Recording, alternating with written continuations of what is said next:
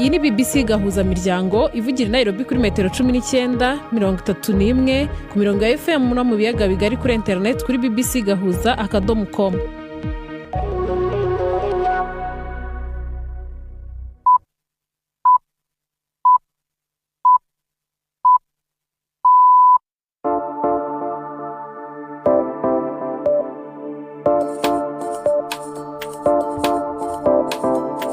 Ni saa moya n'igice z'ijoro i Nairobi, ni saa 12 n'igice z'umugoroba mu Burundi no mu Rwanda. Muri kumwe na Zerebero.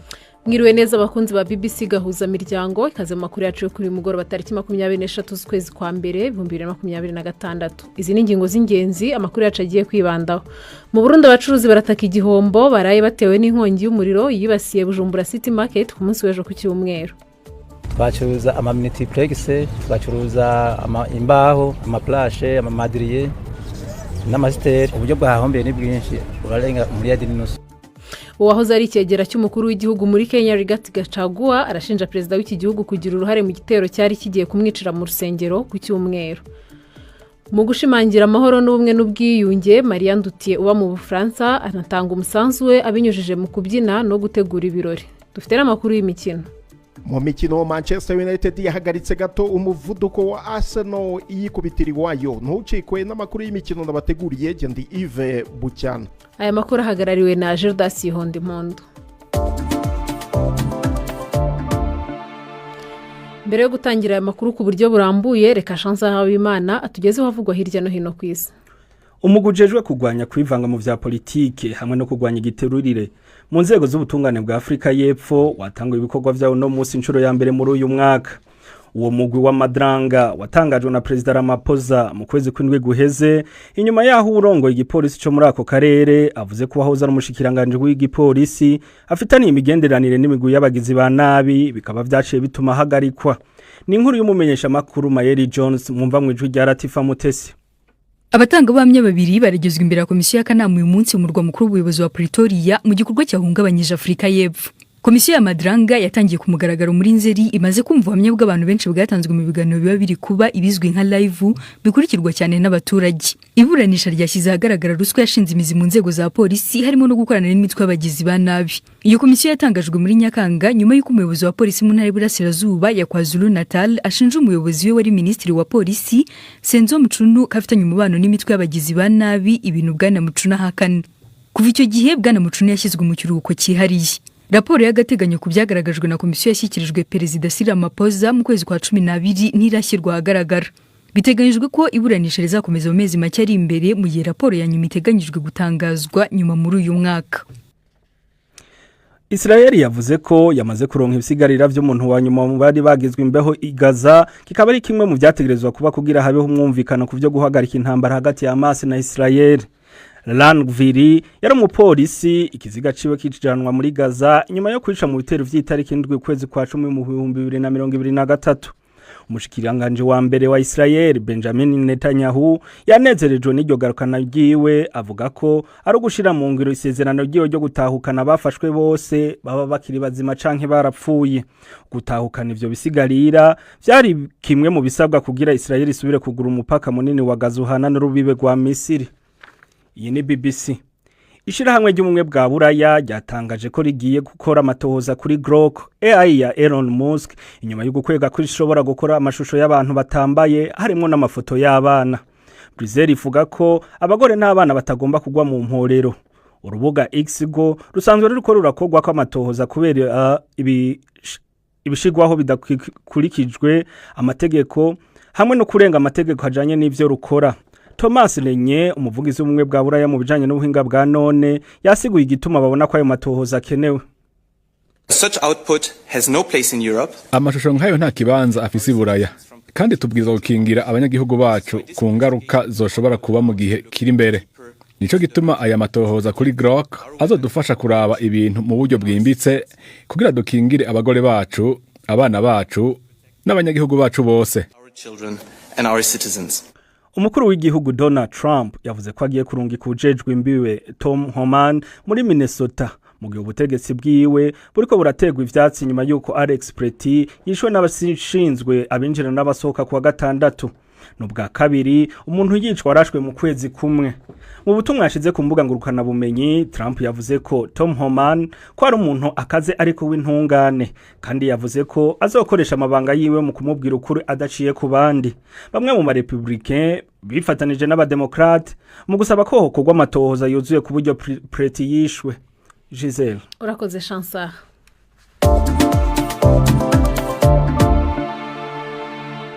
Amafaranga agera kuri miliyari 1.5 nicyo gihombo abacuruzi bakorera mu kibanza gifatanye n'isoko Bujumbura City Market mu mujyi wa Bujumbura baraye bagize nyuma y'inkongi y'umuriro wafashe inyubako ndetse ukabatwikira n'ibyabo. Abacuruzi bakorera muri icyo kibanza bavuga ko batabona uburyo bagiye gutunga imiryango yabo ndetse basaba ubufasha. Ni inkuru ya Patrick Waso i Bujumbura. Tugakunda igihugu cyacu, tugakunda n'iterambere rya bagenzi bacu kugira ngo nyene ayo masanganya agabanuke. Kana twebwe ku bwacu twahombeye ibintu byinshi. Agahinda n'ubabaro nivyo vyagaragara ku maso y'abadandaza baraye batakaje ivyabo vyahitanywe n'umuriro wadutse mu gice gifatanye n'isoko Bujumbura City Market aho benshi bita Kwa Siyoni. Ni mu buraruko bw'isagara ca Bujumbura muri zone Ngagara. Uruhande rwasinzikaye cyane ni rwarangurirwamwo ibikorwa bijanye n'ubucuruzi bw'imbaho, hagakorera kandi n'imodoka nini zisomba amabuye n'umusenyi.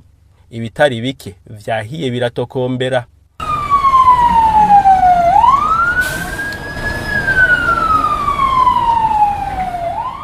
Nubwo igipolisi cyagerageje kuhanyarukira, abadandaza b'imbaho bahora bakorera imirimo yabo muri cyo kibanza bavuga ko uruhombo bagize ari runini cyane kandi ko basigaye bifumbereje. Gwabira Reverien niwe baserukira. Twacuruza multiplex, twacuruza imbaho, amaplashe, amamadiriye n'amasiteri. Uburyo bwahombeye ni bwinshi, urarenga miliyari n'inusu. Bene makamyo aseha amabuye n'umusenyi nta ngorane zikomeye bagize.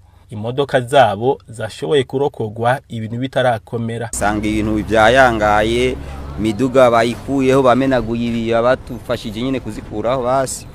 Amanaje turashika nyene turintervene nyene turakuraho ibintu basi nyene hama nta bantu bahapfiriye ntabo twabonye twe twakuyeho imiduga gusa hama ibisigaye igipolisi kiba cyamaze kuhashikira zimya.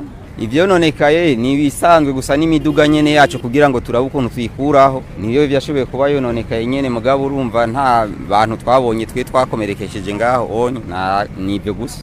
Bamwe banyagihugu barangura imirimo yabo hafi y'ahadutse uwo muriro bavuga ko batewe umutima uhagaze n'amasanganya y'umuriro akunda kwaduka mu masoko. Basaba inzego z'igihugu kwama bategekanya uburyo bwo gutabara. Kuko ibi bintu ntushobora kwibaza nka par exemple nk'isoko yahiye nta matara yararimo. Twogira urukundo hagati yacu tukamenya yuko turabarundi twiko turondera iterambere ry'igihugu, tugakunda igihugu cyacu, tugakunda n'iterambere rya bagenzi bacu kugira ngo nyene ayo masanganya agabanuke. Kana twebwe ku bwacu twahombeye ibintu byinshi kuko nideheza ko tudandaze nkuko dushaka. Natwe turababaye nyene. Jene baza kumengo mwahazana kizimyamoto myinshi basi zihegereye kugira ngo bahabaye ikibazo zibashe kuhashika n'ingoga. Ivyaraye bishitse muri iki kibanza gifatanye n'isoko Bujumbura City Market bituma abadandaza bibuka ayandi masoko atandukanye yagiye arasha mu Burundi muri kahise. Aho ibintu vy'agaciro kama miliyaridi atagira ukuntu angana vyahiye biratokombera. Imwe mu mpanuka y'umuriro yateye amakuba menshi cyane yahitanye isoko nkuru ya Bujumbura aho bukera hazoba haromanye neza imyaka 13 kuva rihiye. Umuriro n'imbeya vyabonywe n'abadandaza nk'uko isi bubamyeko. Ubu inyuma y'iyo myaka yose rikaba ritaranasanurwa. I Bujumbura, Patrick Waso. Umunyepolitike umukuru w'ibiro bikuru bya gisirikare muri Uganda yamenyesheje ko amategeko mashya ingabo zahawe ari ugufata umunyepolitike utavuga rumwe na leta Bobi Wine umaze iminsi yihishe bakamuzana apfuye cyangwa akomeye. Umunyepolitike aherutse gutsindwa mu matora yabaye hagati muri uku kwezi ahanganye na Perezida Yoweri Kaguta Museveni umaze imyaka 40 ku butegetsi. Bobi Wine ntiyemera ibyavuye mu matora. I Nairobi inkuru ya Siriake muhawe nayo. Umuhungu wa Perezida Museveni akaba ari nawe arongoye ibiro bikuru bya gisirikare General Muhozi Kainerugaba amaze iminsi yifatira mu gahanga Bobi Wine umunyepolitike atavuga rumwe na leta ku rubuga rwa X.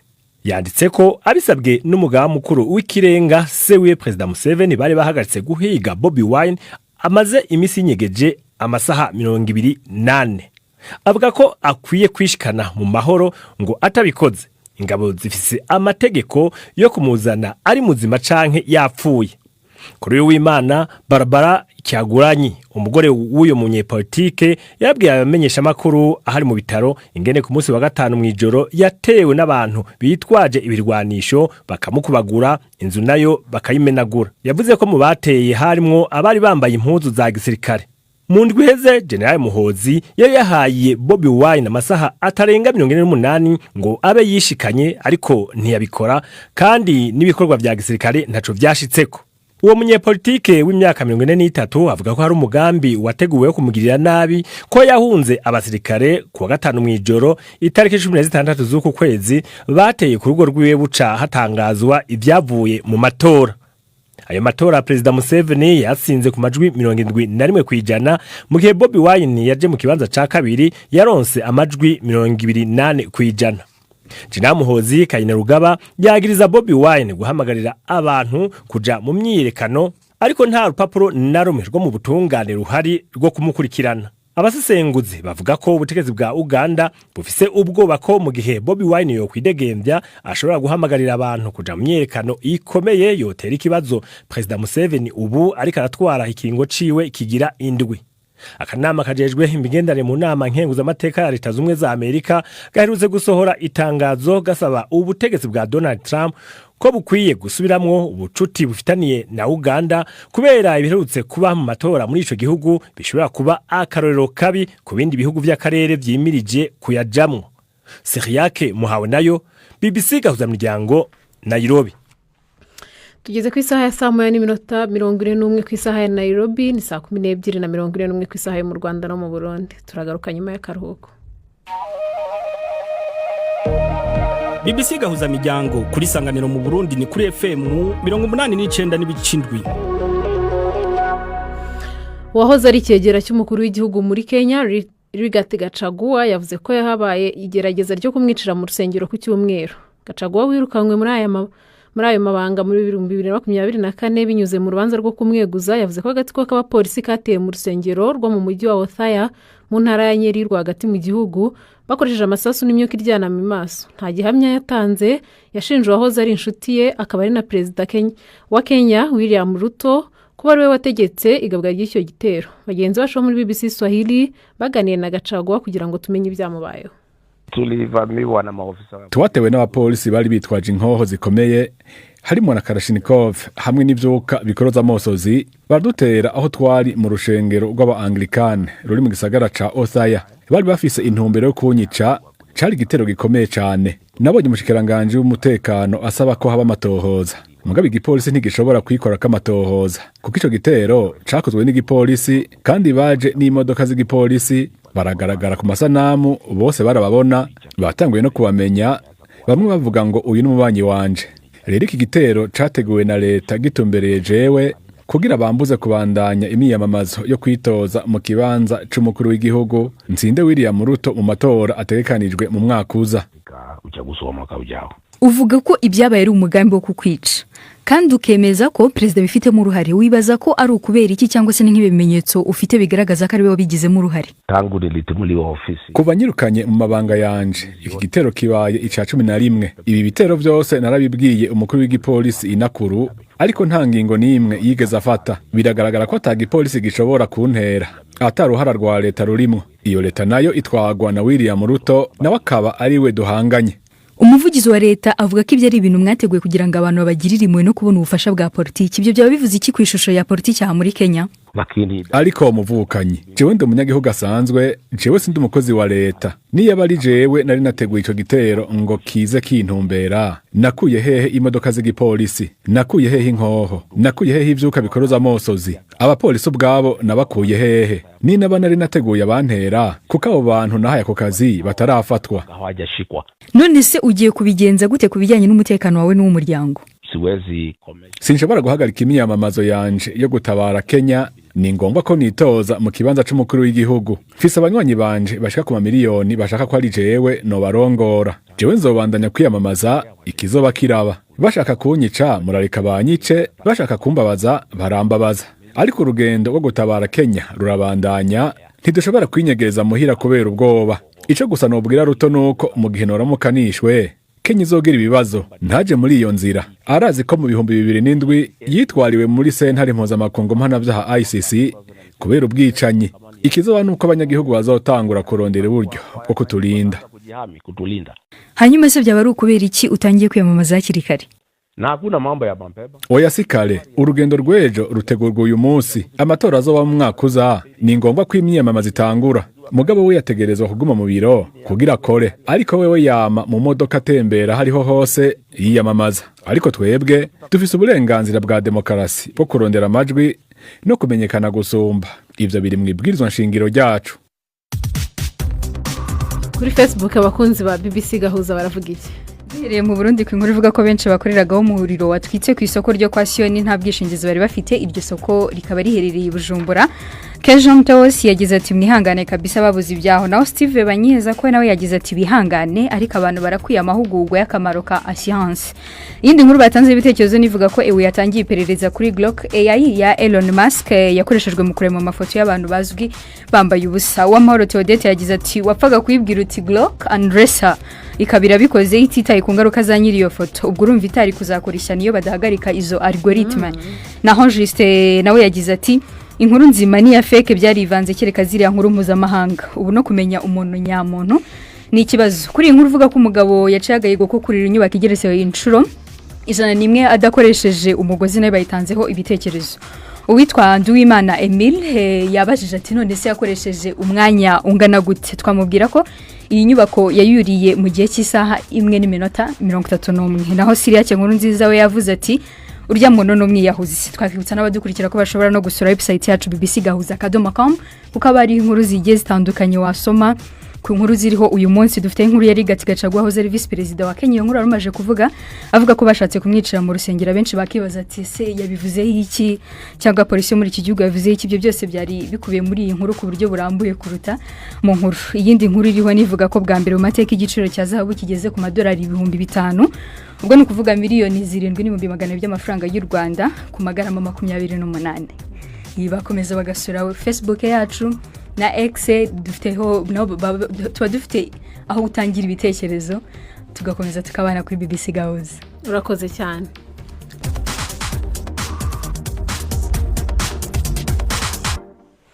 Mu gihe akarere k'ibiyaga bigari kaguma karangwa n'imvururu, intambara n'amagambo abiburwango, harabahisemo gukoresha umuco nk'ikirwanisho cy'amahoro n'ubwiyunge. Umwe muri bo ni Maria Ndutiye, umubyinnyi wamamaye ku rwego rw'isi. Uyu ni umunyarwandakazi w'imyaka 39, amaze kumenyekana cyane kubera ubuhanga bwe bwo kubyina, gutegura ibitaramo n'amasabukuru y'ubuhanga mu guhuza abantu no gushimangira amahoro. Mugenzi wacu Alain Majesté Barenga yamusanze bari mu Bufaransa aho asanzwe aba, maze adutegurira inkuru irambuye.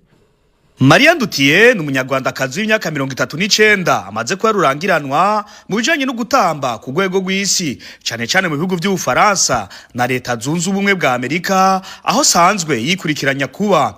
Ndutiye asanzwe yavukiye mu gihugu cy'Ubufaransa, amaze imyaka irenga 20 ari umutamvyi yabigize umwuga, aho yemeza ko gutamba ari igikoresho gikomeye cyo guhuza abatavuga rumwe, abatase n'abadacana uwaka. Ndutiye avuga ko intambo ari umuti ukomeye wo kunga ibihugu vya k'ibiyaga binini, uno munsi bidecana uwaka, kandi agiye kubikoresha mu guhuza baba muri ivyo bihugu vy'akarere barabana yingwe. C'est un outil qui permet d'unir au-delà des frontières, pas de barrière de langage, c'est un langage universel là, comme kubyina bihuza abantu badasangiye ibihugu, bihuza indimi zitandukanye kuko imbyino ni mu rurimi rumwe, ni nk'umuco wose muri rusange.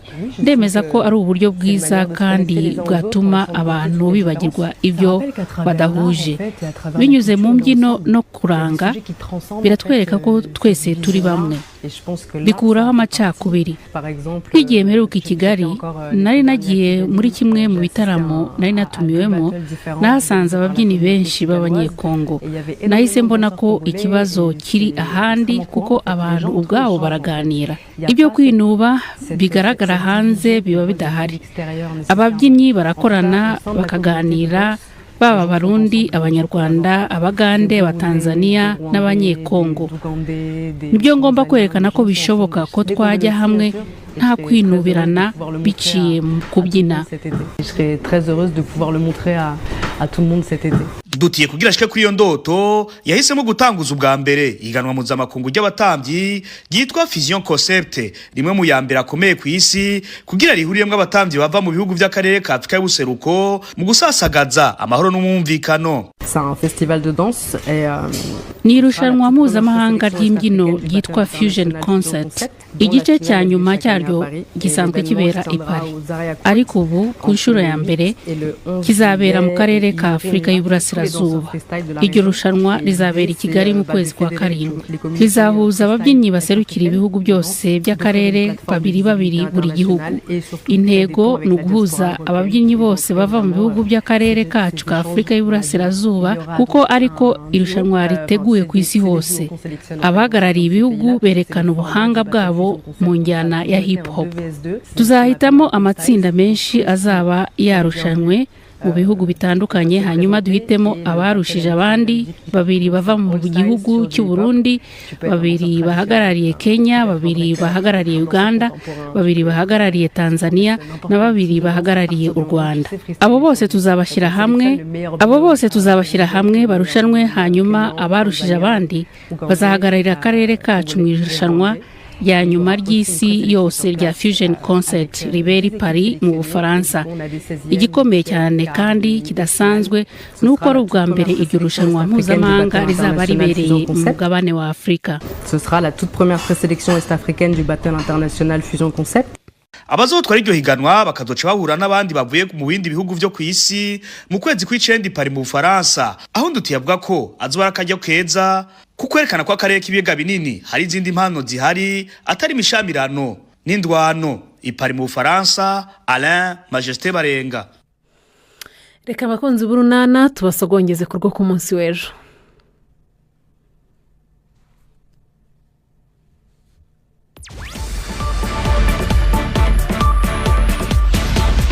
BBC gahuza miryango yabateguriye uburyo bwo gupakurira ibiganiro byayo mukabibika muri telefone ngendanwa zanyu no kuri computer mukaza kuvyumviriza igihe cyose mubishaki. Ibiganiro bya BBC gahuza miryango mukunda nk'amakuru, imvo n'imvano, urunana, ikiganiro cy'abagore cyangwa bazamuganga, ubu biraboneka kuri podcast.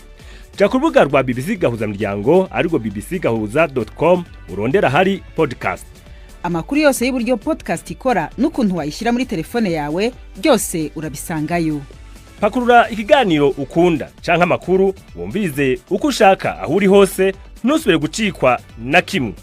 Teramana n'ibiganiro bya BBC gahuza miryango kuri podcast.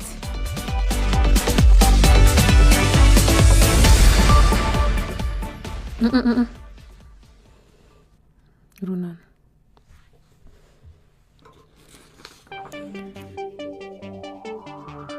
Imikino kuri BBC gahuza miryango. Mwereho neza abakunzi b'imikino kuri BBC. Mpere mu Rwanda mu gikombe cy'Afrika cy'umukino wa handball. Ikipe y'u Rwanda ya handball yaraye itsinzi ya Uganda ibitego 37 kuri 27 mu itsinda ry'amakipe ahatanira igikombe kizwi nka President's Cup no kuba mu myanya byibuze 10 ya mbere. Naganiriye n'umutoza wungirije w'ikipe y'u Rwanda Anaclet Bagirishya. Ubu turi mu mikino yo guhatanira kugira ngo tube twarangiza ku mwanya mwiza utandukanye n'uwo twarangijeho ubwo twitabiraga ku nshuro ya mbere mu Misiri hari muri 2024 twari twarangije ku mwanya wa 14. Ubu turifuza koza imbere. Birumvikana twari turi mu itsinda A, turi kumwe n'ikipe ya Nigeria ndetse na Zambia. Mu mikino yose twakinnye imikino 3 twabashije gutsinda umukino umwe wa Zambia, bita bitugira aba gatatu mu itsinda ryacu. Kugira ngo rero ujye ku cyiciro gikurikiyeho akipa akomeza mu cyo bita main round, bisaba ko uba wabaye wa mbere cyangwa ukaba wa kabiri mu itsinda. Iyo rero ubaye wa gatatu n'uwa kane muhita mujya gukinira imyanya ikurikiyeho kuva ku mwanya wa 9 kugera ku mwanya wa 16. Ari cyo bita President Cup, kubera ko ubashije gutwara umwanya wa 9 ahabwa igikombe. Ni igikombe cyitiriwe perezida wa Confederation ya handball muri Afrika. Ubu rero nabwo duhita tujya mu matsinda n'ubundi y'amakipe yandi yabaye aya gatatu n'aya kane, ari nayo turi mu ngubu kugira ngo turebe ko twatangira kurwana tukareba ko twakegukana nibura umwanya wa 9 waba ari umwanya mwiza kuri twebwe ku nshuro ya kabiri yacu twaba twitabiriye kugira ngo tubashe kuwugeraho uwo mwanya wa 9 birasaba ko tubasha kugira indi mikino dutsinda umukino wacu rero wa mbere wo muri iryo tsinda ryo guhatanira President Cup twarawutsinze ubwo ni nako amakipe aharanira umwanya wa mbere nayo akomeje guhura. Misiri ifite icyo gikombe yatsinze Algeria ibitego 42 kuri 28. Mu Burundi ho shampiyona y'umupira w'amaguru yarakomeje ku munsi w'ejo amakipe asa nkarwanira igikombe yose yaratsinze. Ikipe ya Aigle Noir yatsinze Interstar 2-1, Bumamuri itsinda Royal Vision 3-1, naho Flambeau du Centre ikubita Message Ngozi igitego 1-0.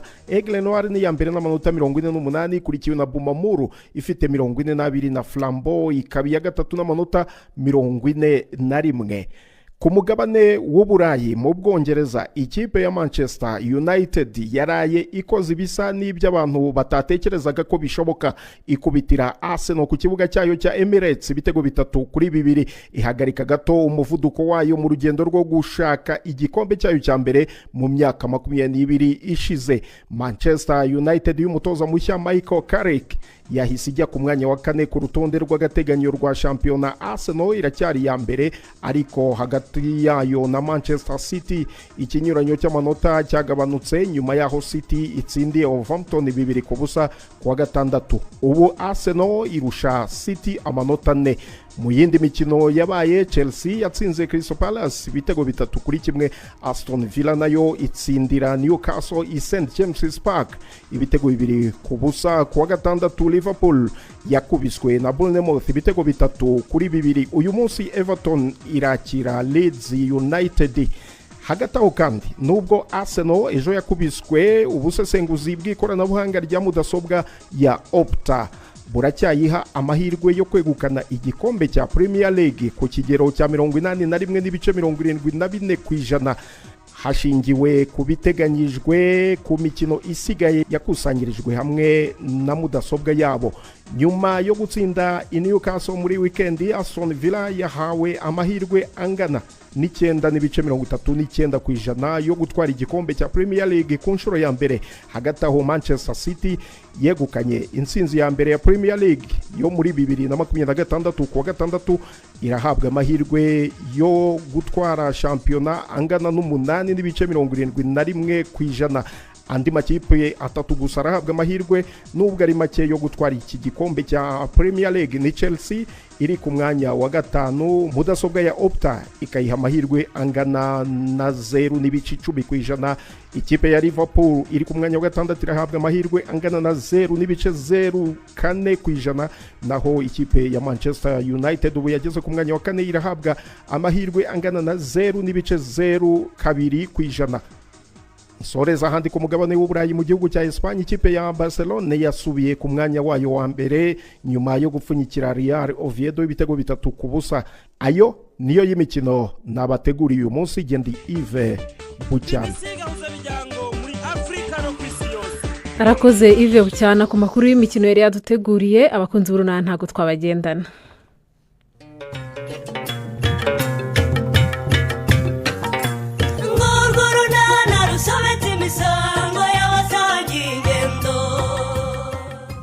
Mu kiganiro unana cyo kuri wa kabiri twabateguriye ibyo bintu ko nta gihamya gihari wabaye ubiretse sori. Uzi ko biganiraho na Nyiramariza hari kandi ubizi ko bimubabaza. Ariko ubu noneho ntabwo ari inkuru ya ngo ejo bundi twamusuye narabyiboneye neza. Sori na rwose ntugakabye. Ntabwo amatwi ariyo wabireberaho ngo wemeze ko umwana ari uwa runaka. Ntacyo. Icyo nishaka nkihorera rwose nkubwira ikindi numve niba nacyo ugihakana. Ngaho mbwira. Aha. Ni 12:45 kuri BBC.